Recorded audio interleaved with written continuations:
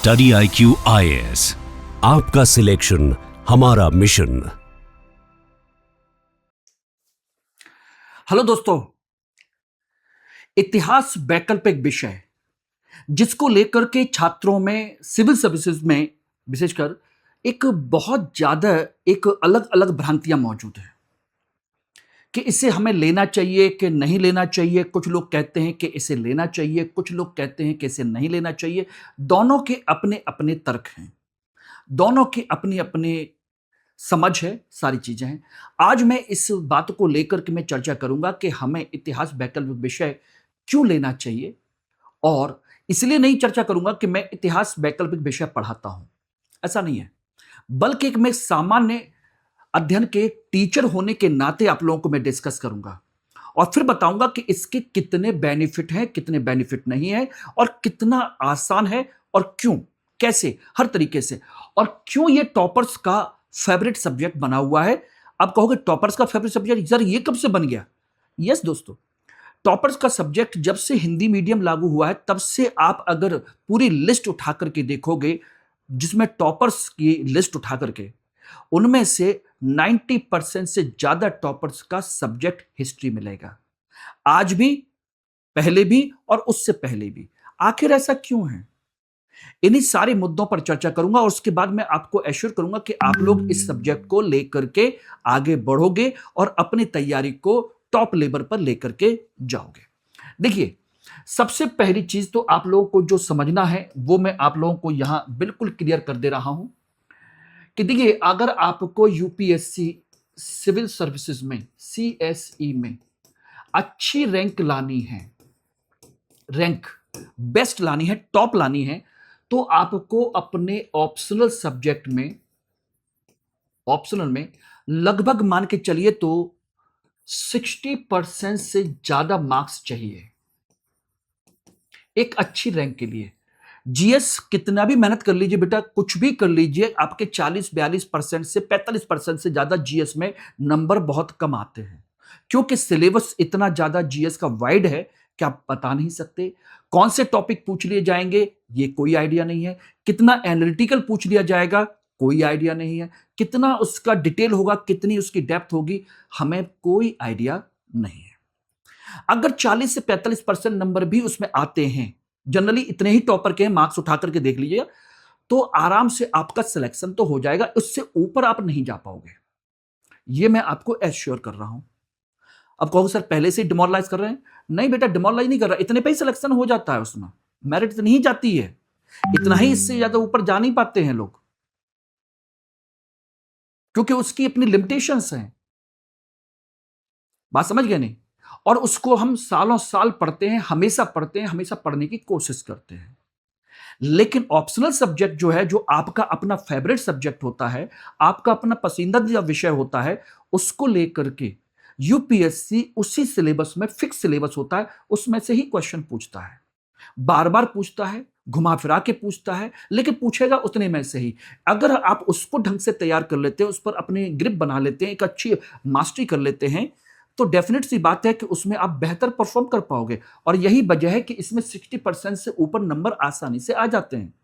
Optional में जितने भी टॉपर्स देखोगे तो उनके मार्क्स जो हैं 60% के आसपास आपको मिल जाएंगे। इसका मतलब है ये नंबर आते हैं। तो सोचिएगा किसमें कितने ज्यादा परसेंटेज नंबर आ रहे हैं, तो ऑप्शनल में। और ऑप्शनल अगर आपका 40-42% से ऊपर जा रहा है तो आपकी अच्छी रैंक बना रहा है। 50% से ऊपर चला गया तो टॉप 100 में आप निकलने के चांस बन जाते हैं, बशर्ते कि 45% आपकी जीएस में हो। बात समझ गए नहीं? अब बात आती है कि 60% क्या हर सब्जेक्ट में मिल सकते हैं? बिल्कुल बेटा, हर सब्जेक्ट में मिल सकते हैं, किसी भी सब्जेक्ट में मिल सकते हैं, और हिस्ट्री में भी मिल सकते हैं, और हिस्ट्री में मिलते भी हैं। हिंदी मीडियम के लिए यह सबसे ज्यादा मुफीद, सबसे ज्यादा सूटेबल, सबसे ज्यादा भरोसेमंद विषय बन जाता है। ठीक है ना? ये ध्यान रखिएगा, क्योंकि 60% का सवाल है, हमें भावनाओं में नहीं बहना। अब यहां पर एक चीज जो मैं आपको बता देना चाह रहा हूं, वो ध्यान से सुनिएगा, और वो ये है कि इतिहास को लेकर के जो आपके मिथक हैं दिमाग में, वो आप सुन लीजिएगा। मिथक, पहला मिथक, बड़ा सिलेबस। बिल्कुल सही बात है, सिलेबस बड़ा है, इसमें कोई शक नहीं है। देखने में तो लगता ही है। दूसरा, ये फैक्चुअल है। कितनी डेट, कितने नाम, कितने राजाओं के नाम, कितनी उनकी गतिविधियां कितनी याद करेंगे भाई? बहुत ज्यादा फैक्चुअल है। तीसरी चीज, इसमें मजा नहीं आता। मजा नहीं आता। ऐसा लगता है कि जैसे गड़े मुर्दे उखाड़े हों, इसमें कोई साइंटिफिक जैसी कोई चीज नहीं है। ठीक है ना? चौथा, इसमें मार्क्स नहीं आते। मार्क्स नहीं आते हैं, नंबर नहीं आते भाई। अब क्या करें? जब नंबर नहीं आते तो क्या करेंगे? ठीक है ना? और दूसरा, इसके लिए बहुत पढ़ना पड़ता है। बहुत पढ़ना है। जितना बड़ा सिलेबस होगा उतना ज्यादा पढ़ना पड़ेगा यार, कैसे करें? तो ये मिथक हैं। मैंने पहले ही कह दिया, मिथक हैं। अब कहोगे कि सर आप तो हिस्ट्री पढ़ाते हो इसलिए तो मिथक बताओगे ही बताओगे। अभी किसी पॉलिटी वाले टीचर से जाकर पूछोगे तो नहीं बताएगा, वो कहेगा नहीं नहीं नहीं नहीं ये सच है। ज्योग्राफी वाला कहेगा ये सच है। बाकी सब्जेक्ट कहेंगे ये सच है। मैं आज हिस्ट्री ऑप्शनल के पॉइंट ऑफ व्यू से नहीं बता रहा हूं, मैं बात कर रहा हूं एक सामान्य टीचर होने के नाते। अब ये मान के चलिएगा कि ये मेरा एक छोटा सा परिचय है, मनोज कुमार। मैंने जब तैयारी करना शुरू किया तो मैं ग्रेजुएशन जब मैं कर रहा था तो बीएससी कंप्यूटर साइंस में मैंने तैयारी करना शुरू किया। मैं बीएससी कंप्यूटर साइंस में पढ़ रहा था। ये मेरा ग्रेजुएशन का बैकग्राउंड है। अब कंडीशन ये है कि इस संदर्भ में मेरे लिए तो हिस्ट्री का कोई दूर दूर तक लेना देना नहीं है। सोचना, मैंने 10+2 किया, वो भी साइंस में किया, यहां भी साइंस में हूं। और मैंने जब यूपीएससी की तैयारी करना शुरू किया तो यूपीएससी की तैयारी में मुझे जो सबसे स्ट्रॉन्गेस्ट पार्ट जो लगा वो लगा हिस्ट्री, इतिहास। और मैंने अपने पसंद से मैंने इसको लिया और कई लोगों से मैंने चर्चा की, जो उस समय मेरे साथ के कई सारे सीनियर वगैरह भी थे, कई सारे परिचित लोग भी थे, भाई घर में मेरे रिलेटिव वगैरह भी थे जो अच्छे खासे लेवल पर सेलेक्ट हुए थे। उन लोगों से मैंने चर्चा किया तो उन्होंने कहा कि हिस्ट्री इज द बेस्ट। अब उन्होंने जो कहा और मैंने जो पढ़ा उसके अकॉर्डिंग मैं बता देता हूं। बोले कि बेटा हिस्ट्री में एक सबसे बड़ी चीज है कि आपको एक स्टोरी लाइन आपको पता होती है। स्टोरी लाइन यानी कि कहानी है जिसको आप दिमाग में कभी भी फ्रेम कर सकते हो और उस कहानी के पीछे आराम से आप अपने कंसेप्ट को बना सकते हो, नंबर एक। दूसरी बात जो मैंने समझी और मैंने चर्चा की उसके बिहाफ पर, बोले कि इसमें फैक्ट, बोले फैक्ट ऑप्शनल में नहीं पढ़ना पड़ता, जीएस में पढ़ना पड़ता है। यानी कि ऑप्शनल में मुश्किल से 10% फैक्ट पढ़ने होते हैं, बाकी ऑप्शन जीएस में आपको पढ़ना पड़ेगा, यहां नहीं पढ़ना पड़ता। बोले क्यों नहीं पढ़ना पड़ता? क्योंकि भाई ऑप्शनल में 3 चीजें पढ़नी पड़ती है, घटना, घटना का कारण, ठीक है ना, और घटना का प्रभाव। यानी कोई भी चीज घटना हुई इतिहास में, वो क्या हुई थी, क्यों हुई थी, कैसे हुई थी, उसका इंपैक्ट क्या पड़ा, बस इतना ही पढ़ना है।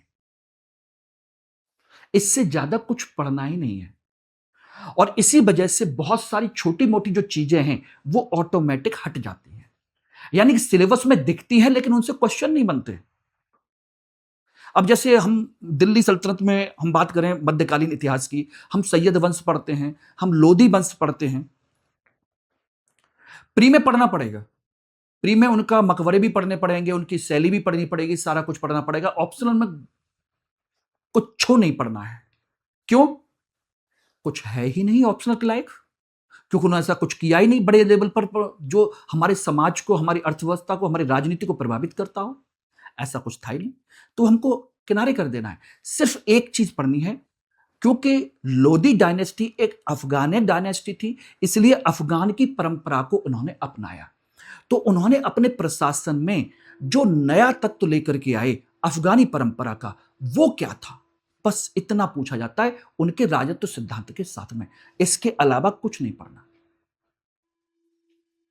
कुछ भी नहीं पढ़ना है। तो सोचिएगा, इसकी वजह से इतना पढ़ना पड़ता है, तो सोचिएगा जीएस का अगर सिलेबस आपका 100% है तो सोचिए ऑप्शनल का जो सिलेबस है, ऑप्शनल का, वो 60% है। बस ये अंतर है, और ये मेरे अपने अनुभव के दौरान है जो मुझे मिला है, और मेरे जो सीनियर्स ने, मेरे जो टीचर्स हैं, उन लोगों ने जो बताया सारी चीजें, वही निकला। बोले ऑप्शनल में से कुछ भी नहीं है। और इसका मतलब क्या हुआ? पढ़ना क्या है? कोई भी घटना क्यों हुई, कैसे हुई, क्यों हुई, कैसे हुई, बस 2 चीजें, बाकी कुछ नहीं जानना। मैं गारंटी दे रहा हूं, मेरी क्लास में जब आप आओगे तो आपको लगेगा सर ये तो जीएस से बहुत कम हो गया। जीएस में ज्यादा पढ़ना पड़ता है, एब्सोल्युटली ज्यादा पढ़ना पड़ता है, बहुत ज्यादा पढ़ना पड़ता है। यहां नहीं पढ़ना। जैसे आर्ट एंड कल्चर है, आर्ट एंड कल्चर में जीएस में आपको क्या पढ़ना है? स्थापत्य कला, मूर्तिकला, चित्रकला, नृत्य, संगीत, सब कुछ पढ़ना पड़ेगा। उसमें आपको ये भी पढ़नी पड़ेंगी, आपकी पपेट्री सिस्टम है, जो कठपुतली कहते हैं, हस्तशिल्प है, हैंडीक्राफ्ट है, उनके संस्थान हैं, तमाम तरह की यूनेस्को वर्ल्ड हेरिटेज साइट्स हैं, सिक्के हैं, तमाम तरह की चीजें पढ़नी पड़ेंगी। ऑप्शनल में नहीं पढ़ना। ऑप्शनल में केवल 3 चीजें पढ़नी है: स्थापत्य कला, मूर्तिकला, चित्रकला। नृत्य संगीत भी केवल थोड़ा सा पढ़ना है, वो भी मध्यकाल का। प्राचीन काल में, आधुनिक काल में वो भी नहीं पढ़ना है। केवल इतना, बाकी कोई चीज नहीं पढ़नी। यानी कि आर्ट एंड कल्चर का सिलेबस ऑप्शनल से कम मान के चलिए दुगने से ज्यादा है। पता है आपको? जीएस का सिलेबस ऑप्शनल से दुगने से ज्यादा है। और जितना जीएस का सिलेबस है, ऑप्शनल में मुश्किल से उसका 40% पढ़ना पड़ता है।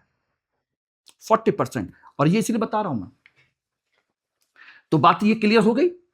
और रही बात मार्क्स को लेकर के, मजा नहीं आता। मजा तो देखा बेटा, एक चीज बता रहे हैं, मजा कब नहीं आता? जब आपका इंटरेस्ट ही ना हो। और इंटरेस्ट 2 तरफ से होता है। मैं कितना भी अच्छा पढ़ाऊं, आपने मान के बांध के बैठ गए हो कि मुझे नहीं पढ़ना, मुझे नहीं समझना, मुझे समझ में नहीं आता, तो नहीं आएगा, कभी नहीं आएगा। लेकिन अगर आपने इसको अच्छे टीचर के साथ पढ़ना है, जैसे मैं पढ़ाता हूं एक कहानी के तौर पर, और आपको लगे कि नहीं इंपॉर्टेंट है, मुझे पढ़ना ही है, इसके अलावा कोई विकल्प नहीं है, तो आप डेफिनेटली पढ़ोगे, मजा भी आएगा। मार्क्स बेटा हर सब्जेक्ट में आते हैं। यूपीएससी किसी सब्जेक्ट के साथ भेदभाव नहीं करता। अच्छा लिखोगे, अच्छे मार्क्स आएंगे, हर सब्जेक्ट में आएंगे। और सबसे बड़ी चीज, पढ़ना बहुत बहुत पड़ता है। ऐसा नहीं जब सिलेबस ही कम है तो कम पढ़ना पड़ेगा। फैक्चुअल इसमें नहीं पढ़ना, जीएस में ज्यादा पढ़ना है। अब बात आती है कि इसमें और ऐसी क्या चीज है जिसकी वजह से इसको और ज्यादा लिया जा सकता है या लेना चाहिए। देखिए, अपनी भाषा में लिखना, इसमें आप अपनी भाषा में लिख सकते हैं। बाकी अन्य सब्जेक्ट में अपनी भाषा में नहीं लिख सकते, उनका अपना शब्दकोश होता है। इसमें किसी भी प्रकार का कोई सिद्धांत नहीं होता, कोई थ्योरी नहीं है। जैसे ज्योग्राफी है, पॉलिटी है, चले जाइए, थिंकर्स की अपने थ्योरीज हैं, लिखो, पढ़ो, और उनके अपना शब्दकोश भी है। तीसरा, इसमें करंट का कोई अपडेट का कोई कंसेप्ट नहीं है। करंट आपका इसका कोई अपडेशन का कंसेप्ट नहीं है। हाँ, वो भी कभी कभार कोई नई डिस्कवरी होती है, जैसे मैंने अभी बताया कि भाई साउथ इंडिया के कर्नाटक में शिवमोगा जिले में एक नया स्टोन मिला है और उस पर राजा की डेट अलग दे रखी है, उनकी मृत्यु की। तो वे अलग चीज है, उसकी वजह से कुछ नए परिवर्तन आते हैं, वो कभी कभार होते हैं, साल 2 साल में एक आध, डेली बेसिस पर नहीं होता। पॉलिटी वगैरह में चले जाइए, एनवायरमेंट वगैरह में चले जाइए, रोज बदलिए, रोज बदलिए, रोज बदलिए। बात समझ गए? तो करंट अपडेट नहीं है।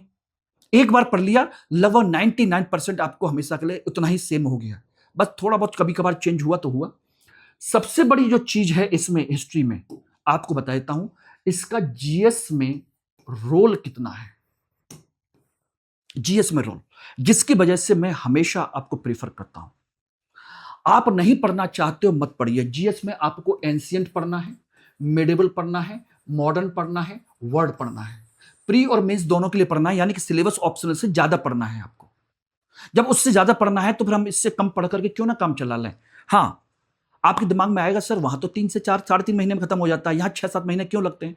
क्योंकि यहां पर जो टॉपिक पढ़ाया जाएगा उसके अंदर के कारणों को डिटेल में समझाया जाएगा। क्यों हुआ था, कैसे हुआ था, इस पर चर्चा ज्यादा की जाएगी। जीएस में इतनी नहीं की जाती है, जबकि क्वेश्चन जीएस में इसी लेवल के आने लगे हैं। ऑप्शनल से भी ज्यादा कठिन क्वेश्चंस आते हैं, और जितना भागोगे उतना आप भागते रहिए। दूसरी चीज एक और भी है इसमें जो आपको ध्यान रखना है। जीएस का पेपर जो 1 है, चाहे सोसाइटी हो,